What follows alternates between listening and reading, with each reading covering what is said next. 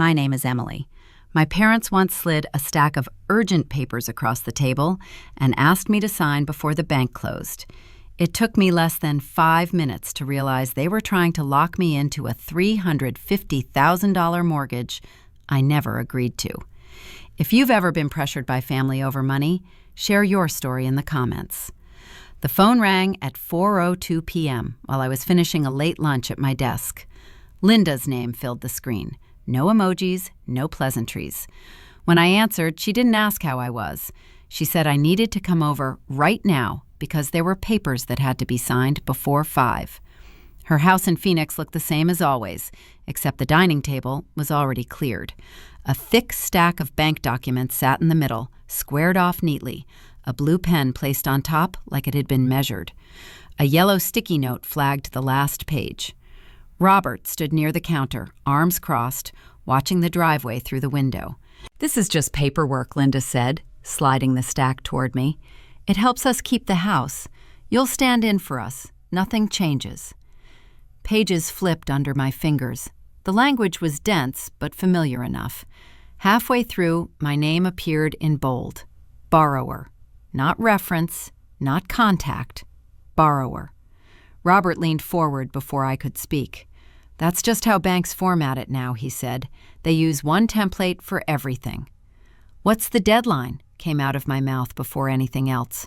5 p.m. today, Linda said. "If we miss it, the rate jumps." The clock on the wall ticked louder than it should have. Another page turned. Dates blurred together until one stood out.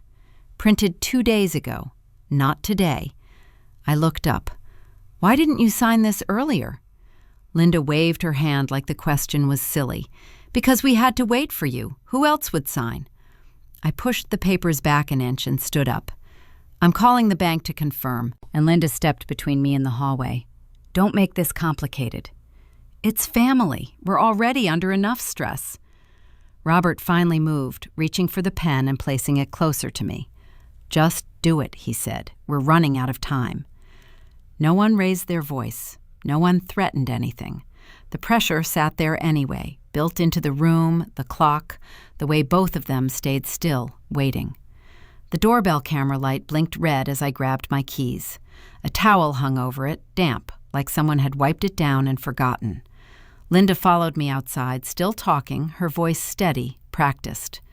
"Just sign and I'll handle everything," she said. "You don't need to worry about the details." In the car, the stack sat on the passenger seat, heavier than it looked.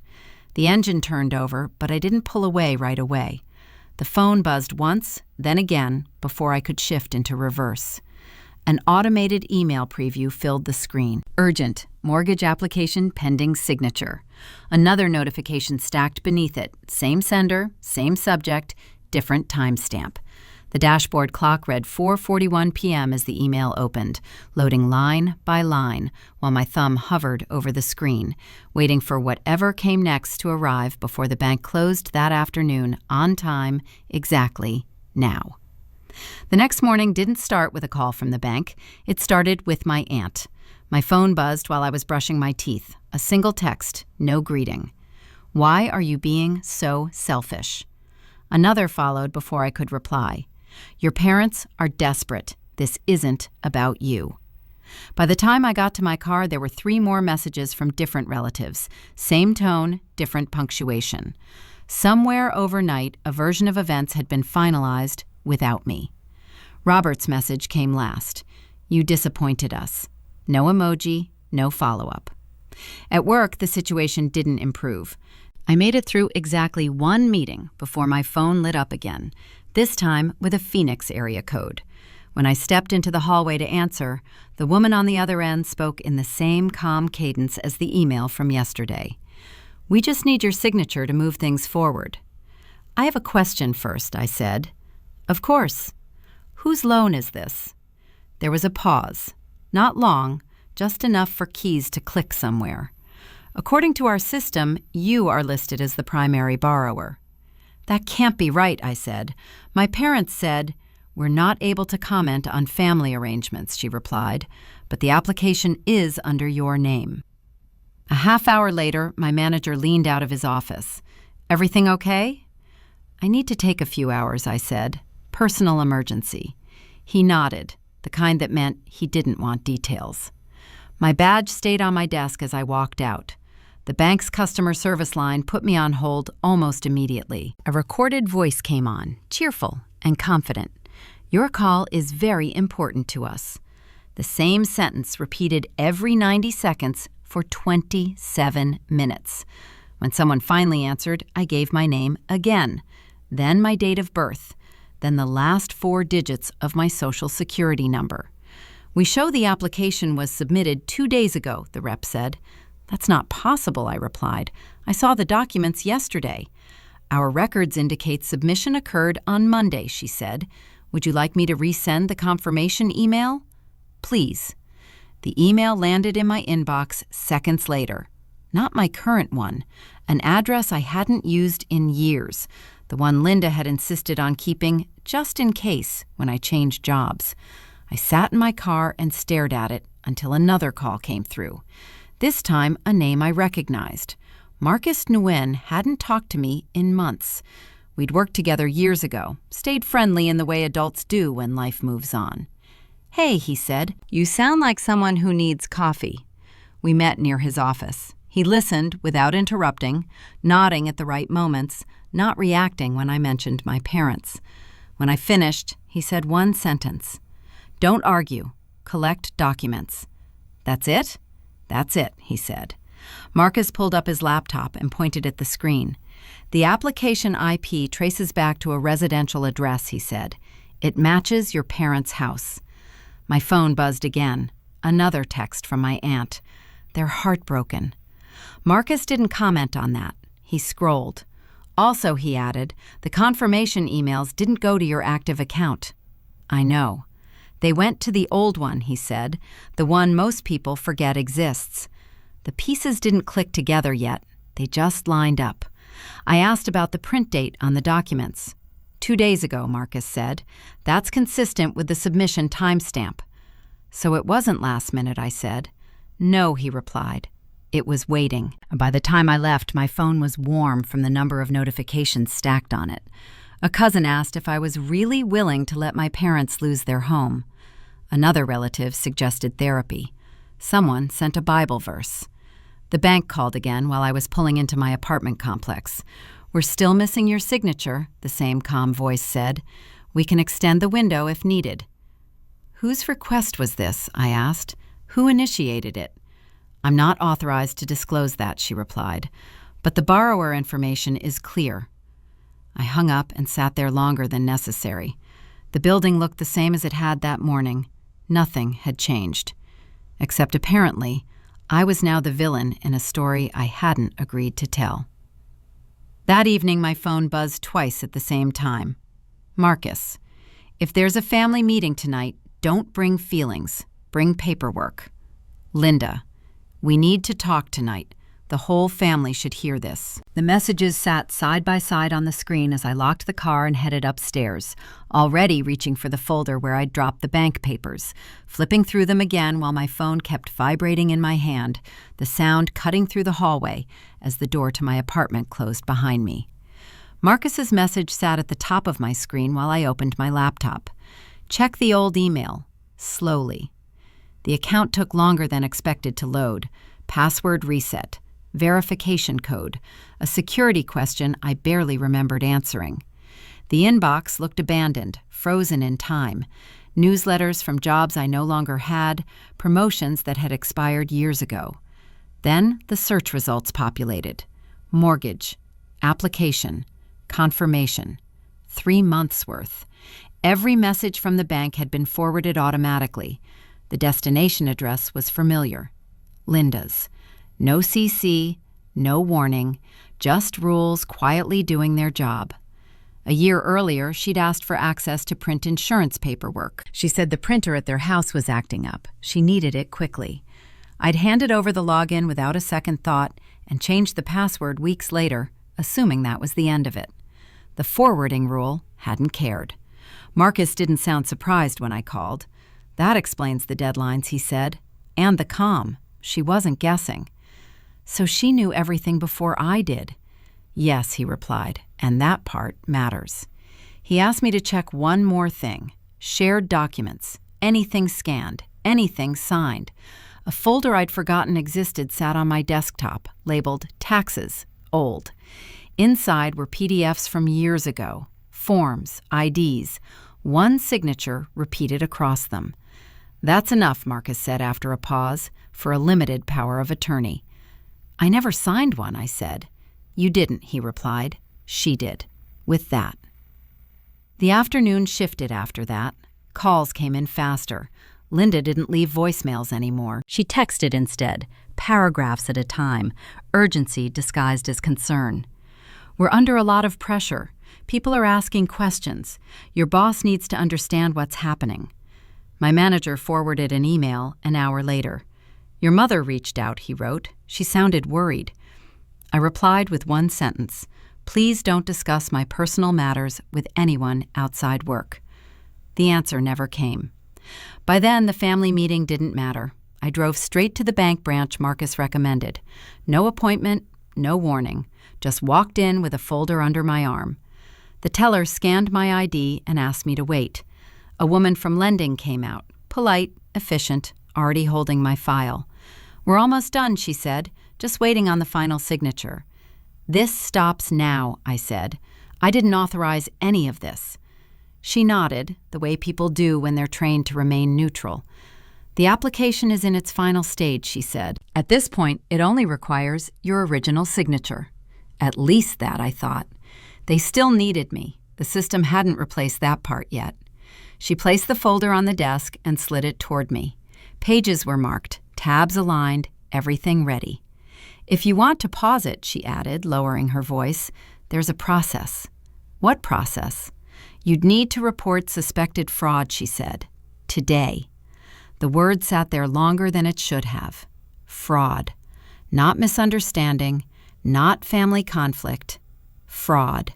A form appeared between us. 1 page, boxes, lines. A section labeled Description of Concern. My phone buzzed again.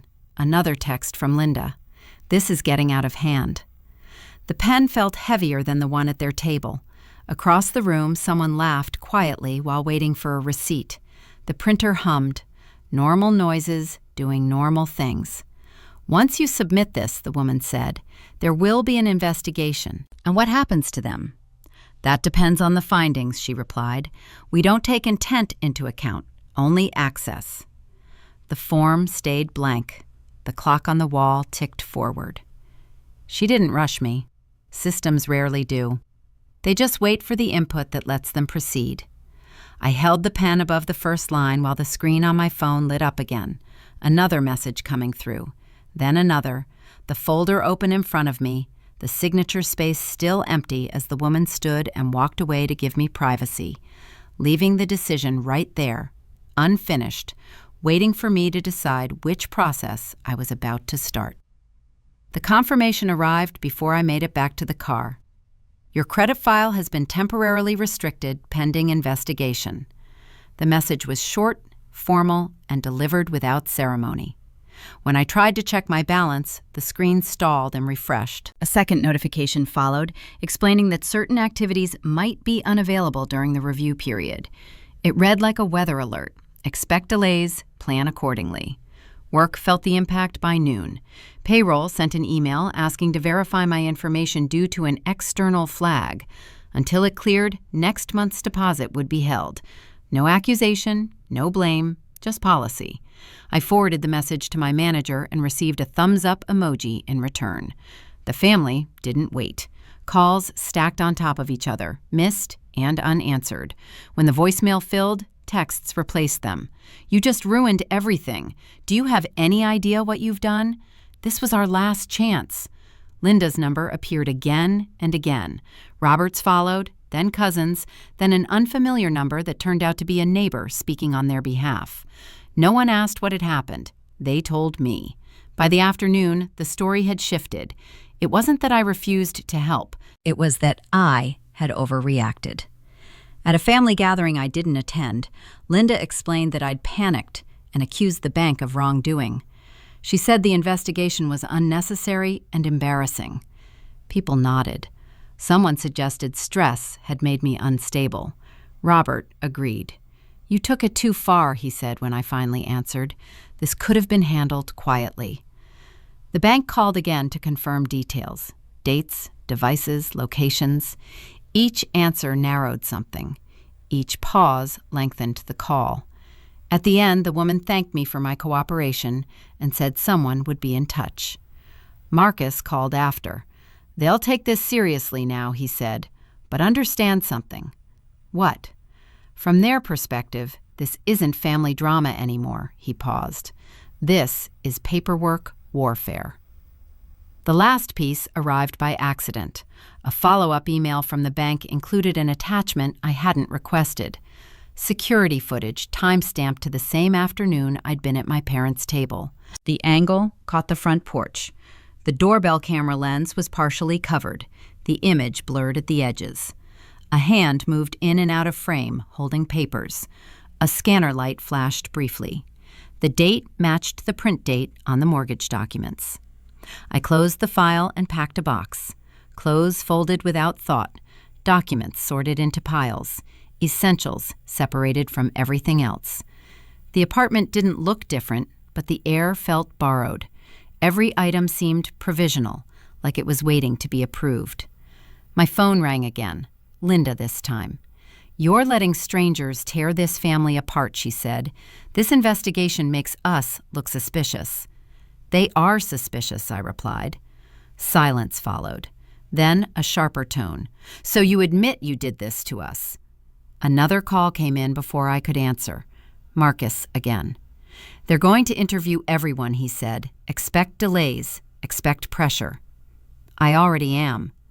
That's just the start. By evening, I couldn't access half my accounts.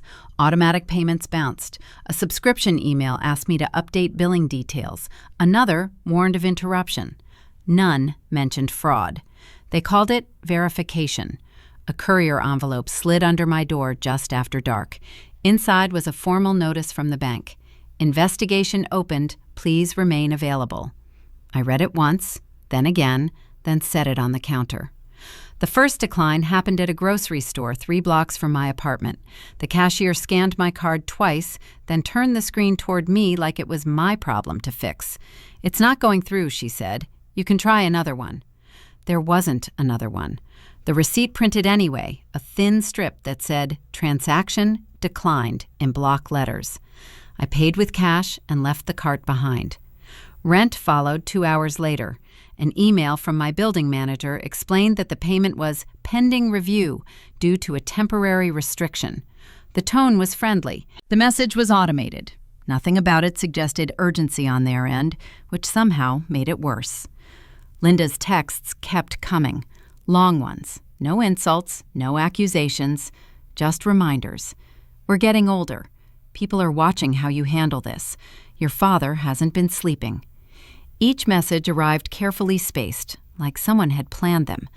I didn't respond. Marcus called in the afternoon and asked where I was. "On my couch," I said. "Good," he replied. "Stay there. Open your laptop." The call didn't turn into comfort. He didn't ask how I was holding up. Instead, he sent a file. "System logs," he said. "They're not easy to read, but look at the IP addresses." One line repeated. Another matched it. A third appeared 2 years earlier. That address, Marcus continued, was used for a different application. Different how? Same structure, different lender. Also rejected. 2 years ago, I'd been out of town. Linda had mentioned helping with paperwork back then, too. It hadn't seemed important. It had felt normal. The pattern didn't hit all at once. It settled slowly, like dust. Access given for convenience, questions delayed to keep peace, silence used as a substitute for boundaries. Marcus let the pause stretch. "If you want out," he said, "you have to decide what you're protecting." "What do you mean?"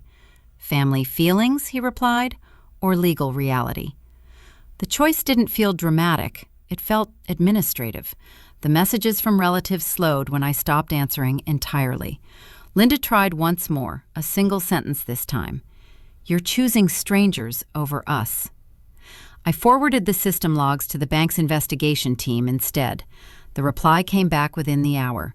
"Thank you for the additional information. Please confirm authorization."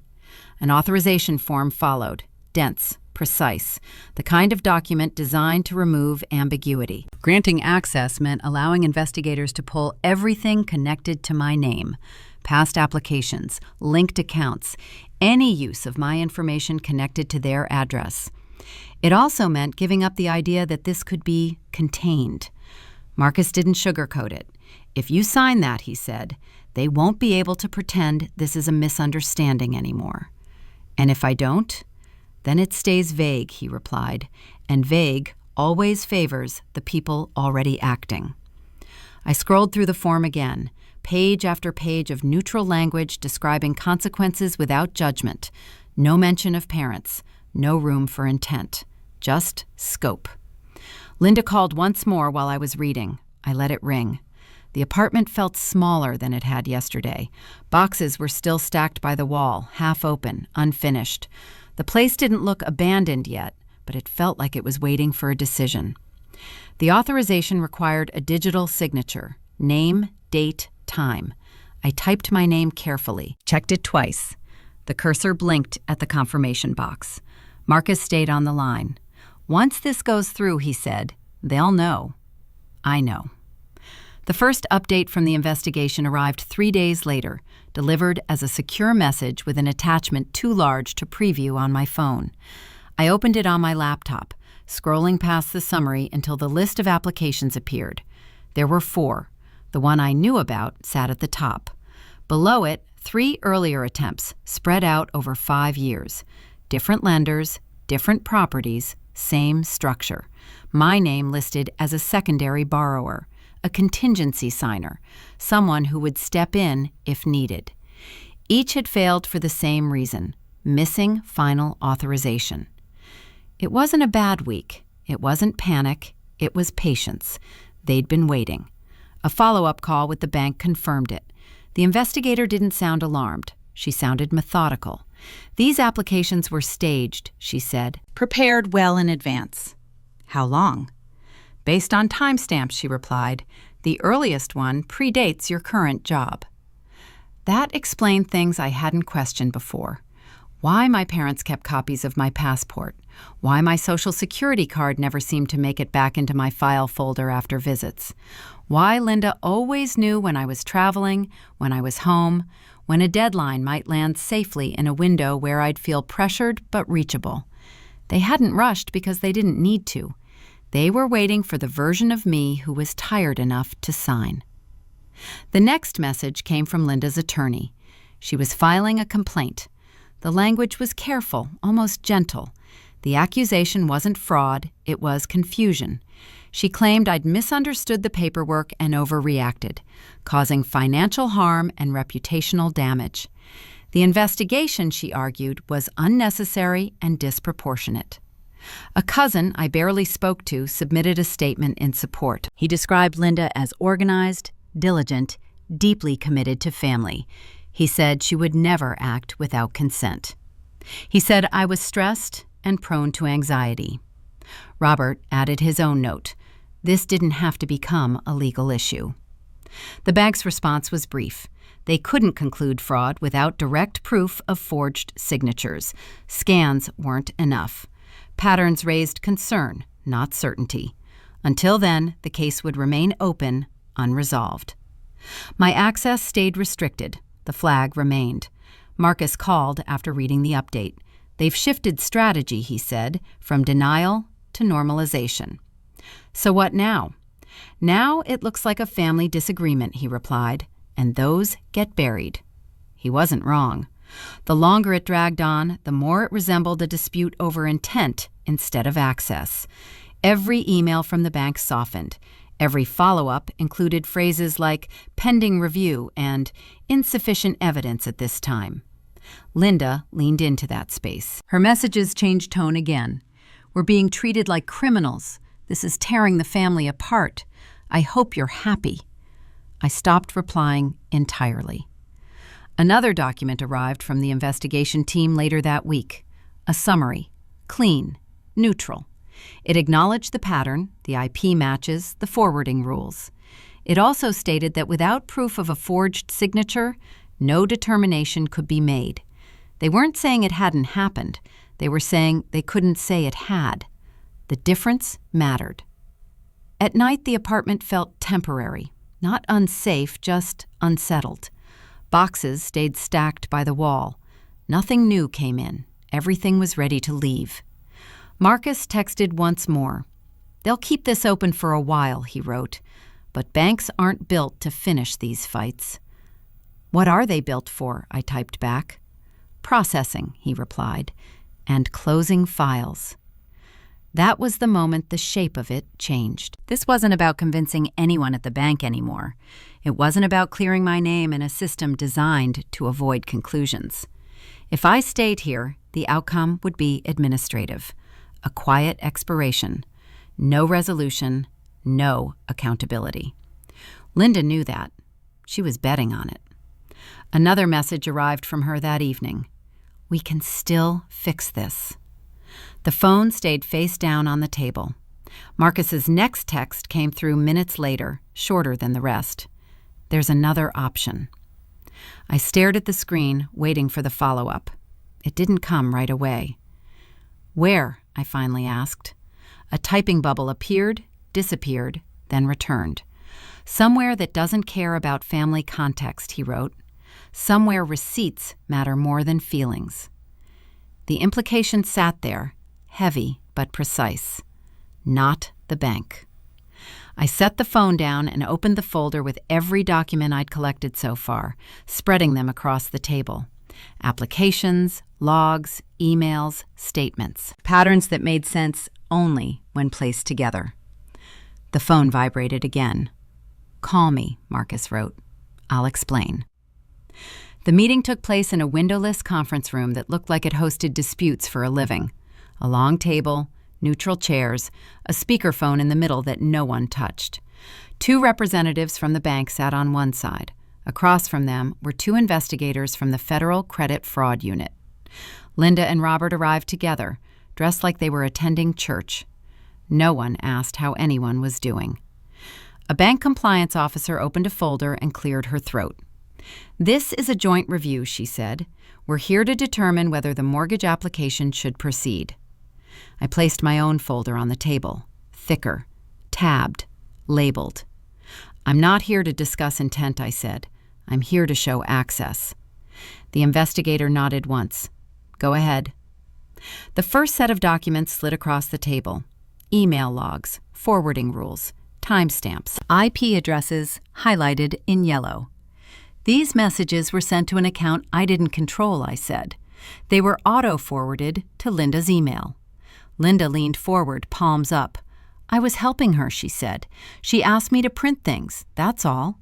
The investigator didn't respond. She just marked something on her notepad. The next packet came out. IP records matched to a residential address. "All applications were submitted from the same location," I said. "That address belongs to my parents." Robert shifted in his seat. "We live together," he said. "That doesn't mean anything." The investigator looked up. "It establishes access," she said. "Continue." A copy of the limited power of attorney landed next. The scanned signature was circled. "This document was filed without my knowledge," I said. "The signature was taken from prior records." Linda shook her head quickly. "That's ridiculous," she said. "I would never forge my daughter's name." The investigator tapped the page. "We're not discussing motive," she said. "We're discussing authorization." Linda's voice softened. "I was trying to protect our family," she said. "You don't understand the pressure we were under." The investigator met her eyes. "Intent doesn't change access." The words sat there, clean and final. Linda opened her mouth, then closed it. The last item came up on the screen at the end of the table. Security footage, time-stamped, grainy but clear enough. A hand feeding pages into a scanner. The doorbell camera partially covered. The date matched the print date on the mortgage documents. No one spoke. The bank officer looked from the screen to her notes. "This application cannot proceed," she said. "It will be formally withdrawn." She slid a document across to Linda and Robert. These accounts will be flagged pending further review, she continued. You'll need to acknowledge receipt. Linda stared at the paper like it had insulted her. You're treating us like criminals, she said. The investigator responded without raising her voice. We're documenting actions, she said. Please sign. Robert reached for the pen, hesitated, then set it down again. This is unnecessary, he said. Our daughter misunderstood. The investigator didn't look at him. The borrower did not misunderstand, she said. The system recorded exactly what happened. Linda's hand shook slightly as she signed. Robert followed. The room felt lighter after that, not calmer, just resolved. The bank officer gathered the files and stood. You'll receive written confirmation, she said. This meeting is concluded. Chairs scraped softly as people stood. Linda didn't look at me. Robert stared at the wall. One of the investigators paused near the door. For what it's worth, she said to me, you did the right thing bringing this here. No reassurance followed. No speech. Just that. Outside, the air felt different. Not cleaner, just less dense. Marcus waited near the elevator, hands in his pockets. Looks like it worked, he said. For now, I replied. Linda brushed past us without a word. Robert followed, phone already pressed to his ear. Marcus watched them leave. They'll appeal, he said, or try something else. I know. The elevator dinged, the doors slid open. We stepped inside. As they closed, my phone buzzed with a new notification. Subject, application status update. I didn't open it yet. The consequences didn't arrive all at once. They showed up in pieces, delivered through other people. A cousin called first, not to accuse, just to report. They couldn't get approved anywhere else, she said, not even for a smaller place. Another relative mentioned that Linda and Robert had started looking at rental listings, short-term, month to month. The house they'd insisted they were saving was no longer an option to refinance. The bank wouldn't touch them, neither would anyone else. By the time that information made its way around, the tone shifted. No one apologized outright, but the messages stopped. The word selfish disappeared. So did disappointed. Silence took its place, which felt like the closest thing to an admission I was going to get. Linda asked to meet a week later. Neutral location, coffee shop, middle of the day. She arrived early. Robert didn't come. This didn't have to end like this, she said after sitting down. It ended the way it did, I replied. Her hands wrapped around the cup without lifting it. We're struggling, she said. You know that. I know, I said, and I'm still not paying. I'm not signing anything. I'm not authorizing access. The words landed flat. No argument followed. She tried once more. We're family. I don't hate you, I said, but this is the line. Linda nodded slowly, like she was absorbing instructions she didn't agree with. We didn't hug. We didn't linger. When she left, the table stayed exactly how we'd found it. The practical changes came next. A new phone number replaced the old one. Contacts transferred. A few were left behind on purpose.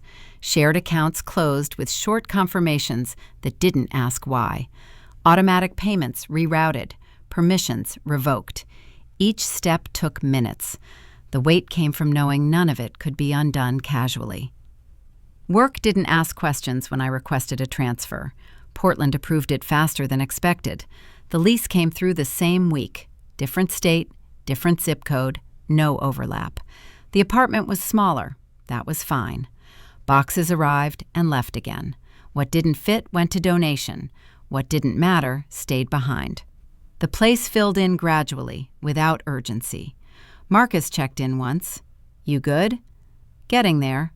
Call if they try something else. I will. They didn't. The last piece came in an email from the bank, sent to the address I actually used. Your account status is now independent. No explanation, no congratulations, just a system acknowledging that a dependency had been severed. The house keys sat on my counter longer than necessary, not because I needed them, because they'd always been there. I dropped them into an envelope without writing anything on it. No note, no return address. The clerk at the post office weighed it and slid it into the bin without comment. Moving north felt less like escape and more like correction. The city didn't care who my parents were, neither did the landlord, neither did the bank branch where I opened a new account and answered questions meant only for me. Family gatherings continued without me. I heard about them through the same cousin who'd called earlier. Linda avoided my name. Robert did too. No one called it a feud. They called it distance. That worked. The phone stayed quiet most days. When it rang, it was work or someone who knew the boundaries. The rest faded out without ceremony. One afternoon, while unpacking the last box, another message came through. Same bank, different subject line. Confirmation of closure for an account that hadn't been active in years. I tapped delete and kept going. The mail slot rattled once that evening, a forwarded letter from my old address. Generic, junk. I recycled it without opening. Keys jingled as I locked the door behind me, the sound sharper than the old ones. New weight, new shape. They fit my hand better than I expected. The laptop sat open on the table. Inbox clear, no flags, no pending actions. The city outside didn't pause or notice. That was fine. I turned off the light, set the phone down, and let it stay that way. The silence no longer something to manage, but something that finally belonged to me, uninterrupted as the screen went dark, and nothing else came through to claim my name again.